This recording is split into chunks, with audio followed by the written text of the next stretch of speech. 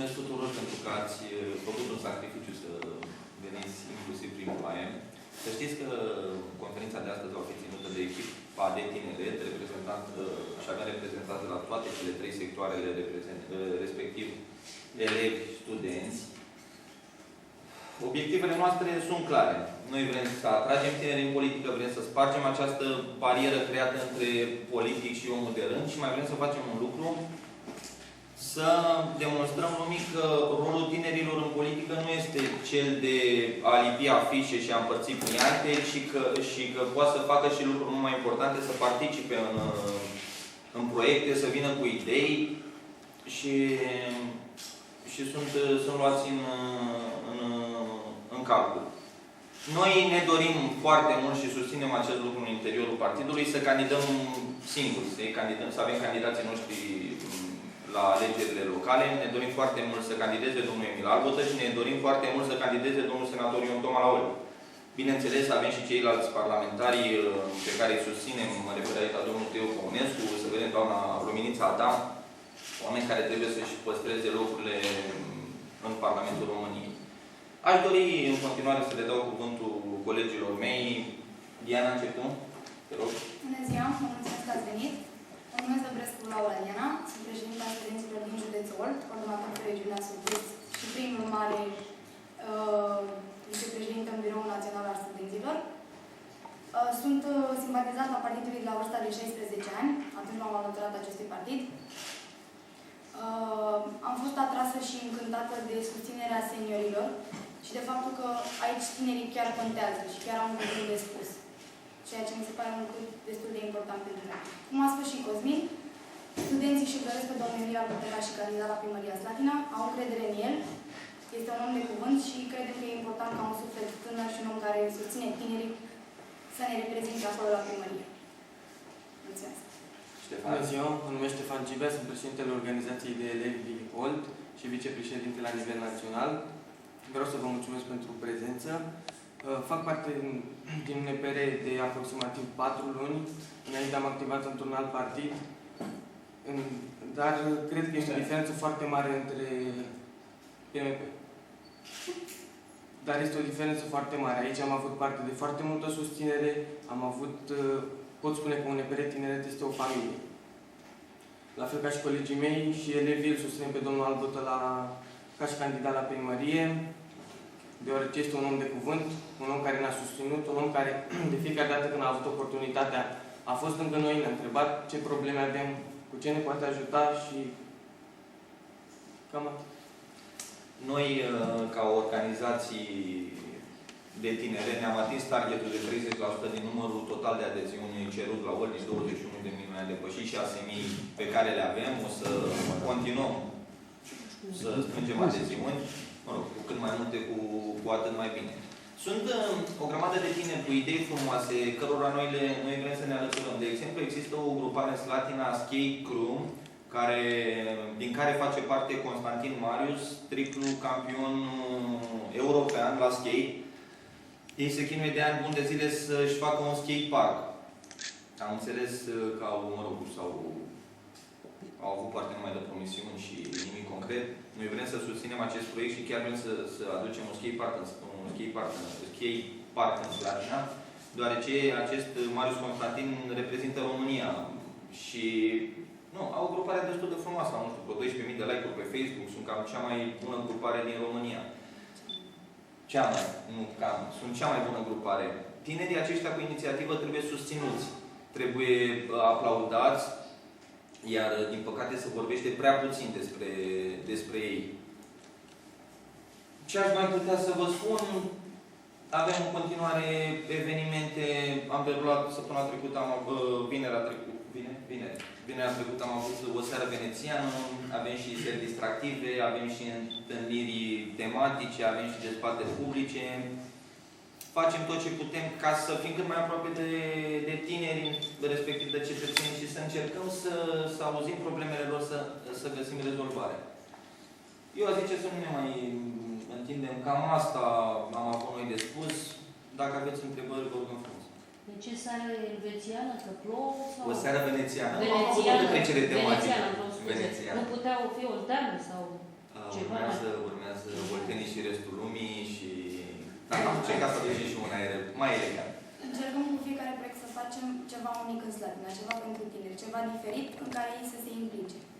Și nu suntem făcuse până în momentul de față o seară venețiană, a fost un eveniment frumos, cu măști, cu dans, cu o prezentare de modă. Primul eveniment transmis live pe YouTube, primul eveniment cu invitații personalizate, sunt câteva lucruri pe care le facem și nu au mai fost făcute la noi în oraș. Cu ce sunteți voi mai buni față de alții, față de alte structuri la fel de tineri, de la FNL, PSD? Și de ce pe tinerii care pot să opteze pentru a se implica în mod politic, în viața publică, trebuie să vină la voi și nu la PSD, să zicem? Noi considerăm că e bine ca tinerii să facă parte din orice partid politic, e bine să se implice în viața politică, atâta timp cât au susținere, cât sunt ascultați și cât timp sunt luați în seamă. Nu putem spune că sunt diferențe atât de mari de doctrină sau nu putem să definim o doctrină la nivel de tineret în politica din România.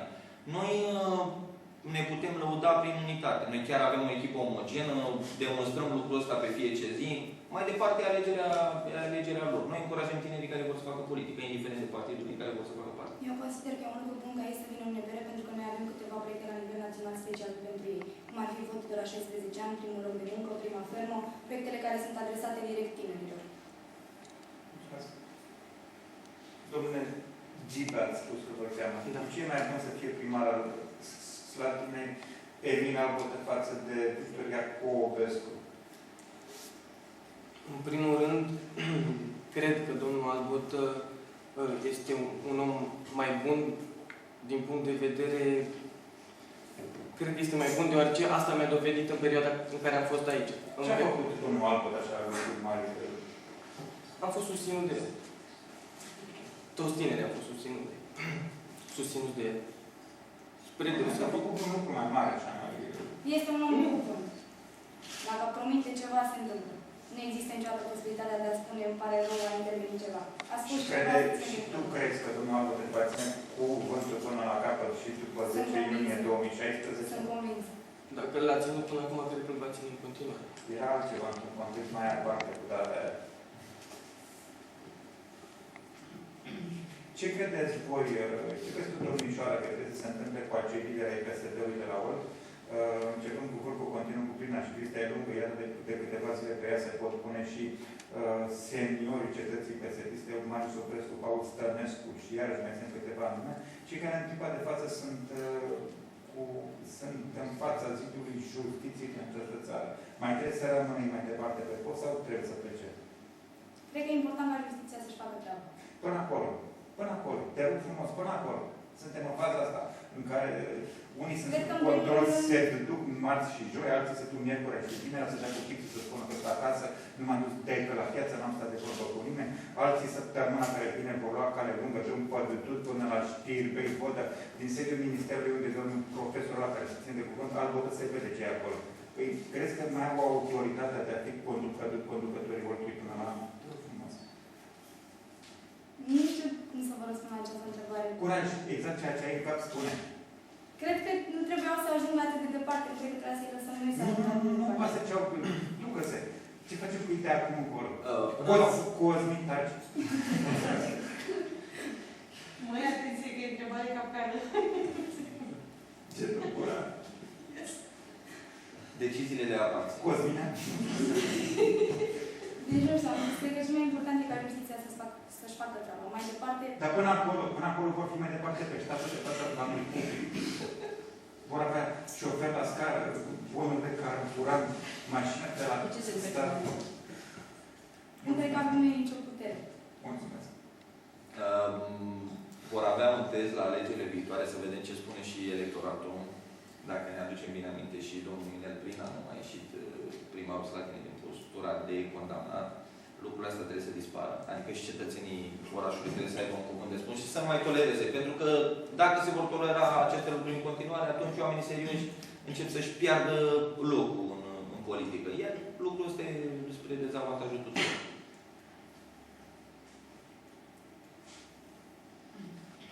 Avem întrebări?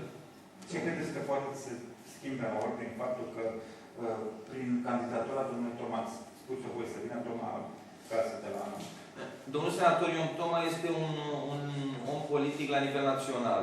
De la PSD era vicepreședinte, acum este secretar general adjunct. Noi avem nevoie de o reprezentare și de o voce puternică la București. Din păcate, acolo se împart tot. De acolo vin funcții, de acolo vin bani, de acolo vin... La ora actuală suferim de această reprezentare. Întoarcerea domnului senator la Olta ar aduce un plus enorm, aș spune eu, mai ales în această conjunctură în care fără un EPR e cam greu în România. Oltul ar avea de câștigat. Iar noi îl susținem pe domnul senator, avem discuții, vrem să se întoarcă să candideze de la Olta. Aici e locul lui. Cosmin, ar fi o șansă pentru PSD la Olta, onoarea să-l susțină pe Emil Albotă ca și candidat? Personal, eu nu cred că ei ar avea această pretențiune de a-l susține. Nu avem încredere în... Întrebarea mea e altfel. Ar fi o șansă, ar fi o onoare pentru ei să voteze pe Albotă? Pentru electoratul lor ar fi o onoare. Pentru ei personal... Care onoare? Să-l voteze pe domnul Emil Albotă. Care onoare? Că avem un candidat. Avem un candidat.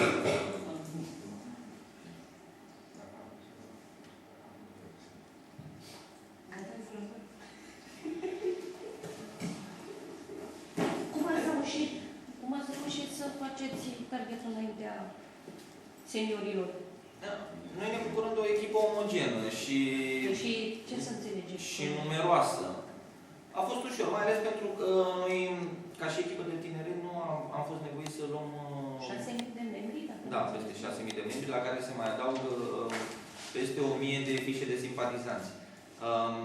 Nu am fost limitați de categoria de vârstă. Am avut voie să aducem adeziuni indiferent de vârstă, indiferent de locație. Deci am putut să aducem și prin alte județe.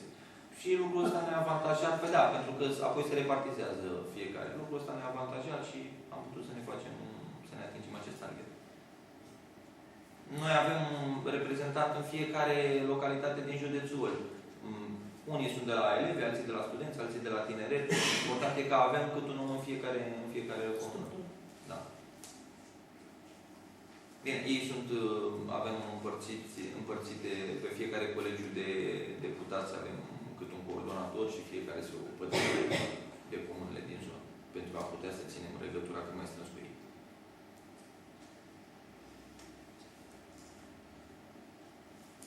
Mai avem întrebări? Atunci haideți să mai stăm puțin la socializare.